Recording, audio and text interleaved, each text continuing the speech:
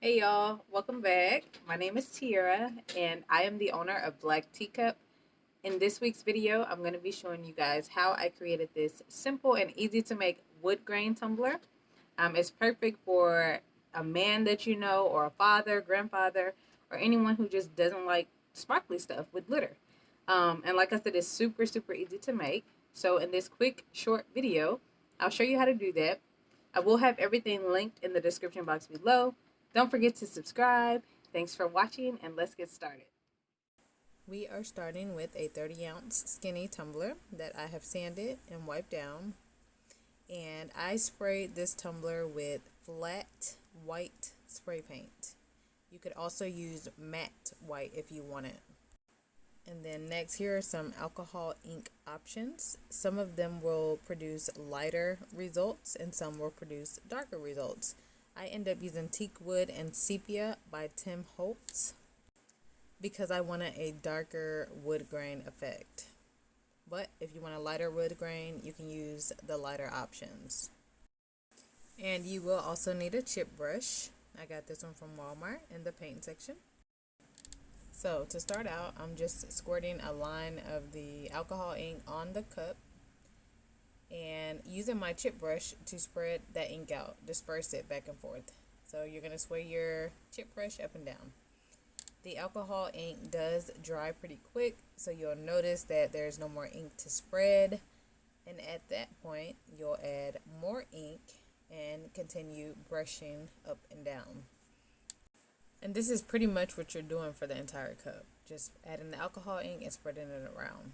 Now, the alcohol ink can be messy. If you notice here my arm, I have splatters of alcohol ink all over my arm. So just be mindful before you start this process. You can put on a glove, which I later put on, see here. Or just don't wear anything that you care about getting dirty. I had some spots that I didn't cover down here at the top of the cup. So I'm going to go in and just add some more drops of alcohol ink. And you see how it lightened it? It kind of made it a little too light right there. So I'll wait till it dry a little bit and then I'll add a little bit more alcohol ink. And it kind of created this knot. See how it got dark at the very top?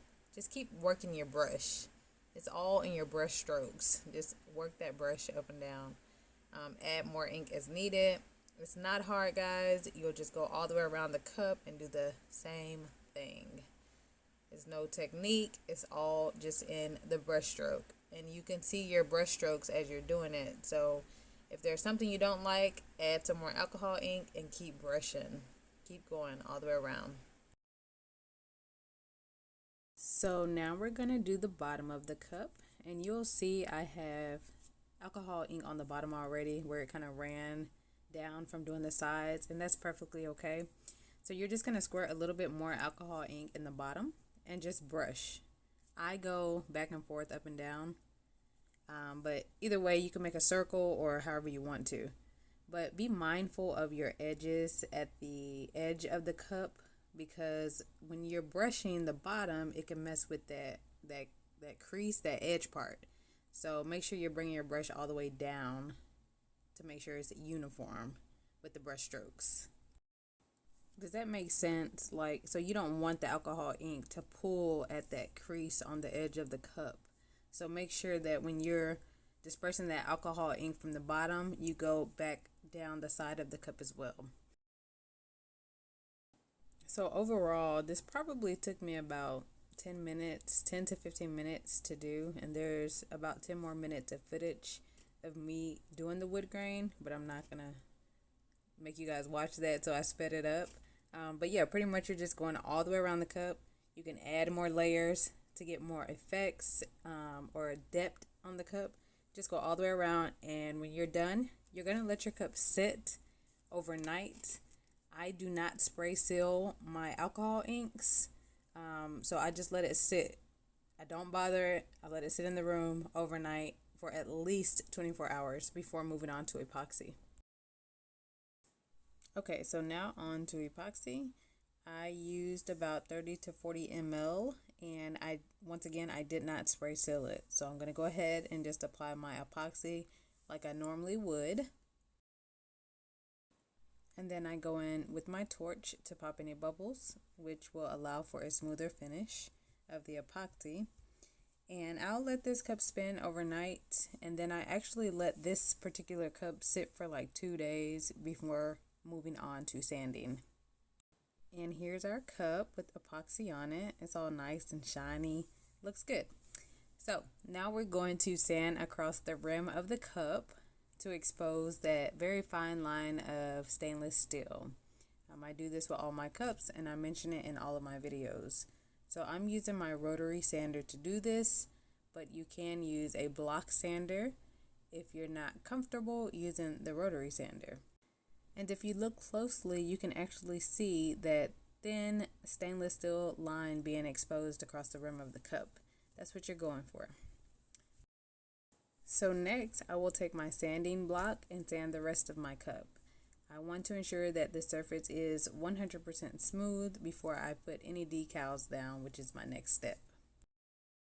After sanding, I will wipe my cup down with alcohol really well and also wash it with Dawn dish soap. Okay, so moving right along, next we are going to place our decals. I have already cut out my decal using my Silhouette Cameo. So this is not a file that I purchased. It's just something I created like 2 or 3 years ago when I went to Jamaica. It's just some words and a palm tree and more words. Normally a date, but I'll let the customer choose what they want to put on the cups. So I'm applying my decals using white permanent vinyl. So our cup is pretty much done. Everything looks good. Decals are in place. The rim is looking good and clean.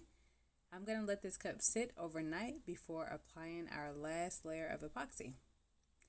So here it is the next day, and I'm going to go ahead and apply my epoxy.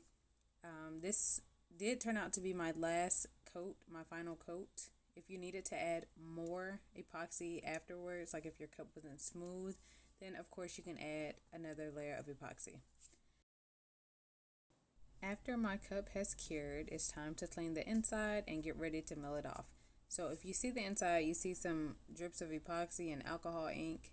I'm going to take my X-Acto knife and I am going to just run it, try to get it underneath that line of epoxy and just run it all the way under. And you should get a clean removal. If you don't, it's okay. You can still just use your X-Acto knife to kind of chip away at those pieces of epoxy. See, here's the piece. Alright, so I'll throw that in the trash. And then next, what I'll do is take my acetone and a paper towel or a cloth, a washcloth, and wipe out the inside of the cup to remove any of the paint and alcohol ink that may have gotten in there. I saw some kind of hack on TikTok to try to avoid getting overspray in your cup, and one of these days I'm going to try that because that will save some time. I don't really like cleaning the inside of the cup, and I don't like sanding the cups. So yeah, one day. But yeah, so you want to wipe all the way around your cup on the inside. Make sure you get all that overspray out. And then when you're done with that part, you can go ahead and wash it in the sink, and it's ready to go. And here is our final cup. I love the way this turns out. It looks great. It would be a great gift for a man or your, just a father, whoever. The wood grain is very masculine, but it doesn't have to say Jamaica on it. You can put whatever decals you want, but it's a cool technique to learn. Very simple too. Let me know what you guys think in the comments. Thanks for watching. Don't forget to subscribe and hit the bell to be notified anytime we post a new video. Also, don't forget to join us in our Facebook group at Black Teacup Community. See you there.